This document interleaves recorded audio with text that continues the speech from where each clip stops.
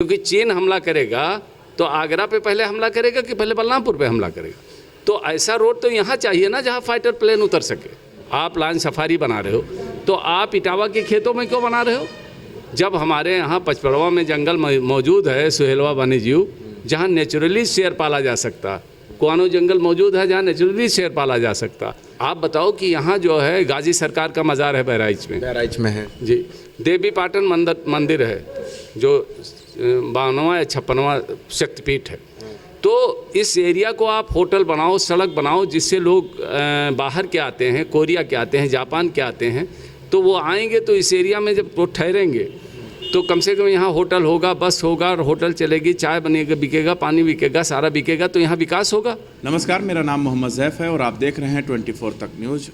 उत्तर प्रदेश के अंदर हमारी चुनावी यात्रा हर जगह पहुंच रही है और हमारे साथ जो मौजूद हैं वो डॉक्टर मन्नान हैं, उतरौला विधानसभा जिला बलरामपुर, ऑल इंडिया मजलिस इत्तेहादुल मुस्लिमीन से चुनाव लड़ने के लिए मैदान में उतर गए हैं।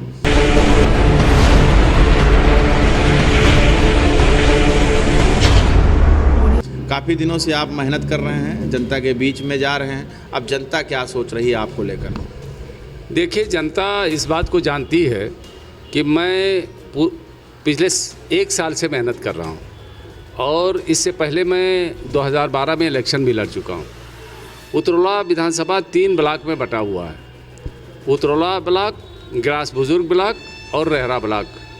पिछला चुनाव जो 2012 में मैं लड़ा था तो मैं 2 ब्लॉक से जीत गया था, जबकि उस ज़माने में हमारे सामने 3 सिटिंग विधायक थे, धीरू सिंह भी थे और जो प्रेजेंट विधायक हैं राम प्रताप वर्मा जी, उनके फादर लड़ रहे थे, श्यामलाल वर्मा जी, और आरिफ अनवर हाशमी साहब लड़ रहे थे, विधायक थे। तो ये तीनों आदमी हमसे 2 ब्लॉक में हार गए थे, उतरौला और गरसा में हार गए थे और जाके रहरा में मैं हाशमी साहब से चुनाव हार गया था। उनका वोट ज़्यादा हो गया था, मेरा कम हो गया। इस बार ऐसा समीकरण हुआ है कि जो यहाँ के ज़मीनी नेता थे, वो चाहे अनवर हाशमी साहब हों, चाहे परवेज़ उमर साहब हों, चाहे अनवर महमूद साहब हों, चाहे एहसान साहब हों, सबको दरकिनार करके अखिलेश यादव ने एक ऐसे प्रत्याशी को टिकट दे दिया है जिसको 3 महीने पहले इस क्षेत्र में कोई नहीं जानता था। और अखिलेश यादव ने कहा था कि हम सर्वे कराएंगे कि सबसे मजबूत जो कैंडिडेट होगा उसको हम टिकट देंगे। पता चला उन्होंने सबसे कमज़ोर कैंडिडेट को टिकट दे दिया। तो इससे पता चलता है कि आखिर ये टिकट मैनेज कैसे हुआ। इसका मतलब कुछ लोगों ने अपना ईमान कुछ पैसों के बदले, कुछ रुपयों के बदले बेच दिया। इसलिए आज समाजवादी ने, और समाजवादी क्या, समाजवादी तो सब दुखी हैं, अखिलेश यादव ने चंद रुपयों के बदले में अपने पार्टी का टिकट एक ऐसी पार्टी को दे दिया, जन अधिकार पार्टी का, जिसका 10,000 वोट भी नहीं है उतरौला विधानसभा। तो यानी डॉक्टर मन्नान जो है वो जो चुनाव लड़ने की बात कर रहे हैं, हसीब को टिकट मिला, इस बात से आप जीत का जो है जश्न मनाने लगे, या असुद्दीन अवैसी का चेहरा देखकर लोगों को दिखाकर जो है जीत का जश्न मनाएंगे? देखिए, 50% वोट हमारा पहले से मजबूत था। वो नौजवानों का वोट, वो गरीबों का वोट, वो माँओं और बहनों का वोट, वो असुद्दीन ओवैसी साहब के नाम पर पहले से हमारे साथ मजबूत था और वो हमसे जुड़ा हुआ था बूथ लेवल पर। लेकिन नो डाउट कभी कभी जो है फॉर्च्यून फेवर्स ब्रेव, तो परिस्थितियाँ भी कभी कभी आपकी मदद करने लगती हैं। तो हमारे संघर्ष का हो सकता है अल्लाह को फल देना है, इसलिए परिस्थितियाँ हमारे फेवर में आ गई। अच्छा, जिस विधानसभा से आप तैयारी कर रहे हैं, मेहनत कर रहे हैं, जीतने की कोशिश कर रहे हैं, इसको हमने काफ़ी करीब से जाना है, यहाँ पर मैंने कवरेज किया है, आप भी इस बात के गवाह हैं। लेकिन इस जगह पर हमने एक चीज़ नोट किया है, मुसलमान काफ़ी पीछे है और विकास तो दूर दूर तक नहीं दिखता। इसका कारण क्या आप जानते हैं? कारण ये है ना कि जो भी कैंडिडेट जीत के यहाँ से गया, उसने सिर्फ जाति तौर पे ये लेके गया मुख्यमंत्री के पास कि साहब दरोगा हमारी बात नहीं मान रहा है, इसका ट्रांसफ़र करवा दो। उसने कहा कि साहब बालू नहीं खोदने दिया जा रहा है, इसका ट्रांसफ़र करवा दो। उसने कहा कि इस कॉलेज के लिए सरकार मुझे 50 लाख रुपया दे दो। किसी ने नहीं कहा कि ये रोड जो है, जो आसाम रोड है, आप आगरा से लेके और लखनऊ तक हाईवे बनाते हो और उस पर जो है फाइटर प्लेन उतारते हो। बाबा ने क्या किया कि लखनऊ से लेके और गाजीपुर तक पूर्वांचल एक्सप्रेस बनाया, उस पर फाइटर प्लेन उतारा। आप बताओ कि फाइटर प्लेन उतारने ऐसा रोड यहाँ ज़रूरत है कि आप जो है खीरी लखीमपुर से, बहराइच से होते हुए, बलरामपुर होते हुए, उतरौला होते हुए कुशीनगर तक ऐसा रोड बनाओ। क्योंकि चीन हमला करेगा तो आगरा पे पहले हमला करेगा कि पहले बलरामपुर पे हमला करेगा। तो ऐसा रोड तो यहाँ चाहिए ना जहाँ फाइटर प्लेन उतर सके। जिससे चीन का आप मुकाबला कर सको। लेकिन इस बात को बोलने वाला कौन है तराई एरिया से? भाई आप लायन पाल रहे हो, आप लायन सफारी बना रहे हो, तो आप इटावा के खेतों में क्यों बना रहे हो? जब हमारे यहाँ पचपड़वा में जंगल मौजूद है, सुहेलवा वन्यजीव, जहाँ नेचुरली शेर पाला जा सकता, कुआनो जंगल मौजूद है जहाँ नेचुरली शेर पाला जा सकता, बिसुई जंगल मौजूद है जहाँ नेचुरली शेर पाला जा सकता। तो शेर तुम्हें यहाँ पालना चाहिए कि वहाँ जो तुम ले जाके जहाँ खेतों में पालते हो जहाँ वो मर जाता है? आप बताओ कि यहाँ जो है गाजी सरकार का मज़ार है बहराइच में है जी, देवी पाटन मंदिर है जो 52वां या 56वां शक्तिपीठ है, और यहाँ जो है भगवान बुद्ध की जन्म कर्मस्थली है श्रावस्ती में।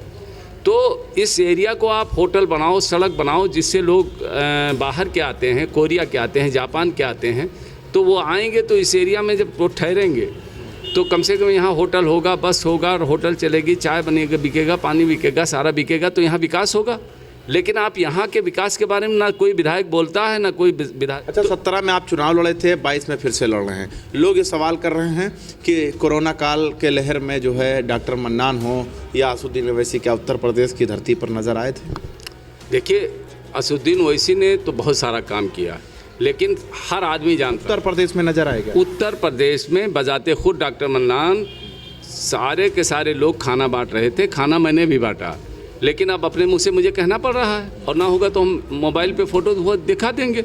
जितना ग्लव्स बांटा मैंने, जितने पुलिस अधिकारी थे, पत्रकार। ग्लव्स की बात नहीं, जनता चीखे मार रही थी उस वक्त, तो जनता की बात करिए। देखिए, उस वक्त राशन भी दिया गया, उस वक्त मैंने सैनिटाइज़र दिया, उस वक्त मैंने ग्लव्स दिया, यहाँ तक कि पीपी किट दिया लोगों को, पुलिस वालों को। ये सब दुनिया जानती है कि डॉक्टर मन्नान ने ये सब काम अलग हटके किया था, क्योंकि पत्रकारों को पीपी किट उस ज़माने में देना, पत्रकार डॉक्टरों को उसमें पीपी किट देना, बड़े लोगों को आपने खुश कर दिया। बड़े लोगों को नहीं, जो कोरोना वॉरियर्स थे। देखिए, खाना देने वाले हमने भी खाना बांटा, ऐसा नहीं बांटा, लेकिन जो कोरोना वॉरियर्स थे, जैसे डॉक्टर थे, जैसे नर्स थी, जैसे पत्रकार था, जैसे पुलिस था, तो कोरोना के बीच में था ना। तो उस वक्त कोरोना ना बड़ा देख रहा ना छोटा देख रहा। अगर पत्रकार संक्रमित होगा तो उसके साथ जो है बहुत सारे लोग संक्रमित होंगे, अगर जो है पुलिस वाला संक्रमित होगा बहुत सारे लोग। तो मैंने उस ग्रुप को, जिसको कोरोना वॉरियर्स कहते हैं, उसको सबसे बड़ा जो वो दिया था, कंट्रीब्यूशन दिया था, मैंने ही दिया था। यह 95 मास्क सबसे पहले मैंने बंटवाया है पूरे बलरामपुर ज़िले में, आप पता लगा लो। अच्छा, आप काफ़ी दिनों से इस उतरौला विधानसभा में काम कर रहे हैं, तकरीबन अभी तक आपने क्या काम किया है? देखिए, काम के मामले में मैंने कम से कम 1 लाख फ्री आँख का ऑपरेशन किया है, और 2002 में मुझको मदर टेरेसा एक्सीलेंस अवार्ड से सम्मानित किया गया नेशनल लेवल पर, जब मैं राजनीति में नहीं था। नंबर 1। नंबर 2, हमने जो है यहाँ जब भी किसी को प्रॉब्लम हुई है, चाहे हिंदू हो चाहे मुसलमान हो, एडमिनिस्ट्रेशन से मैं ही टकराता हूँ। अगर जो है किसी की सत्ता है तब तो वो बहुत बड़ा बहादुर बनता है, और अगर सत्ता नहीं है तो कोई भी माँ का लाल जो है निकल के नहीं आता। आप तो देख चुके हो ना, जब सराय खास वाली बारात गई थी। हाँ बिल्कुल, मैं मौजूद था, आप भी बता रहे थे जी। और बीजेपी वाले जब जुल्म ढा रहे थे, 19 लोगों को बंद कर दिया था, तो आप तो मौजूद थे ना उस वक्त। तो उस वक्त डॉक्टर मन्नान के अलावा कोई विरोधी दिख रहा था भाजपा के खिलाफ? तो जितना भी भाजपा सत्ता के विरोध में काम करना होता है वो डॉक्टर मन्नान करते हैं। इसलिए डॉक्टर मन्नान करते हैं कि डॉक्टर मन्नान ने कोई मर्डर नहीं किया, डॉक्टर मन्नान के ऊपर कोई डकैती का चार्ज नहीं, डॉक्टर मन्नान पीला ईटा नहीं बेचते, डॉक्टर मन्नान कहीं बाहर से टपके नहीं जिसके धंधे कहीं ना पता हो। तो जिस मुसलमान के लिए आप खड़े हैं वो मुसलमान आपके साथ है कि नहीं? मुसलमान तो हमारे साथ है ही, हमारे साथ दलित भी, हमारे साथ पिछड़ा भी, हमारे साथ अगड़ा भी है, सारे लोग। हमारे मंच पे एक पंडित जी आते हैं, वो बाबा आदित्यनाथ का 3 गुना है, वो शुक्ला जी, और वो हमारे मंच पे बैठेंगे, किसी बार आप देखोगे, उसकी तस्वीर अभी लगा लेना। तो हमारे साथ सारा ब्राह्मण भाई धीरू को पसंद नहीं कर रहा क्योंकि वो एंटी ब्राह्मण है। अच्छा, प्राथमिकता क्या दे रहे हैं आप इस विधानसभा में? प्राथमिकता मेरी इस विधानसभा में यह है कि मेरी अकबरुद्दीन ओवैसी साहब से बात हो चुकी है। अगर मैं जीता तो इंशाल्लाह कम से कम 10 एकड़ 20 एकड़ ज़मीन लेकर यहाँ एक दारुसलाम कायम करेंगे उतरौला में, क्योंकि ये पिछड़ा एरिया है, वो लोग ऐसा करते हैं। उसमें मल्टी स्पेशलिटी हॉस्पिटल होगा, ठीक है, उसमें पढ़ने के लिए गरीब बच्चों के लिए, और उनको जैसे वहाँ टाई और पैंट शर्ट की व्यवस्था की जाती है उस तरह से हम लोग वो व्यवस्था करेंगे। दूसरी बात है कि गन्ना किसानों का पेमेंट बजाज चीनी मिल नहीं देती, और बजाज चीनी मिल के खिलाफ जब भी कोई विधायक आंदोलन करता है तो सीधे सीधे अखिलेश यादव कह देते हैं कि चुप रहो, ये डायरेक्ट पैसा हमको देती है, या योगी आदित्यनाथ रोक देते हैं कि बजाज चीनी मिल के खिलाफ कोई नहीं बोलेगा। अगर मैं जीता तो मैं आज़ाद रहूँगा, न मैं आदित्यनाथ का गुलाम हूँ, न मैं अखिलेश का गुलाम हूँ। तो मैं सीधे सीधे कहूँगा कि भाई गन्ना किसानों का पेमेंट आप 15 दिन के अंदर कीजिए, वरना हम तुम्हारी ईट चीनी मिल का ईट से ईट बजा देंगे। मैं जो यहाँ के बाढ़ पीड़ित एरिया है, इस आसाम रोड के इधर, आसाम रोड के उस तरफ, वहाँ धान की फसलें सब बर्बाद हो जाती, तो उसकी बीमा योजना होनी चाहिए। और उस बीमा योजना के साथ अगर 1 लाख का धान है तो अगर वो नुकसान हुआ तो 80,000 तो कम से कम मिलना चाहिए उसको। भाई एक बनिया भाई की दुकान जलती है तो 5 लाख रुपया मुआवजा पाता है, नहीं पाता। तो किसान की फसल अगर बर्बाद हो रही तो उसको मुआवजा क्यों नहीं दिया जा रहा? उसको 2-2.5 हज़ार रुपया दिया जा रहा। वो भी अभी बता रहे हैं, हम गाँव ही से आ रहे हैं, कह रहे हैं साहब लेखपाल पैसा भी ले लिया, पैसा देने के लिए अभी पैसा दिया भी नहीं, रिश्वत ले लिया। और क्या, कोतवाली हमारी जो है भ्रष्टाचार की अड्डा है, उतरौला विधानसभा की तहसील भ्रष्टाचार का अड्डा है। यहाँ लोग थोड़ा इनोसेंट हैं तो वो पैसा दे के अपना काम करवाते हैं, उसको हमें ख़त्म करना है। बाढ़ पीड़ित ट्रेन रेलवे का मामला जो है बीजेपी ने वादा कर लिया है, लेकिन वादा ऐसे चल रहा है जिसे 15 लाख। विधानसभा के लिए क्या आप दे रहे हैं? अपनी विधानसभा, तो अपनी विधानसभा की बात तो कर रहा हूँ। ये प्रॉब्लम जो है, जैसे बाढ़ से पीड़ित लोगों की ये प्रॉब्लम है, धान की फसल बर्बाद हो जाती है, गन्ना किसानों का पेमेंट नहीं होता, सड़कें जो हैं यहाँ आप खुद देख चुके हो क्या हाल बेहाल है, शिक्षा का मामला। बहुत बहुत शुक्रिया। मेमोरी जो है फुल हो गया है लग रहा है। तो डॉक्टर मन्नान साहब हमारे साथ मौजूद थे, जिनसे हम ज़्यादा से ज़्यादा सवाल पूछ रहे थे। जुड़े रहे हमारे साथ और देखते रहे 24 तक।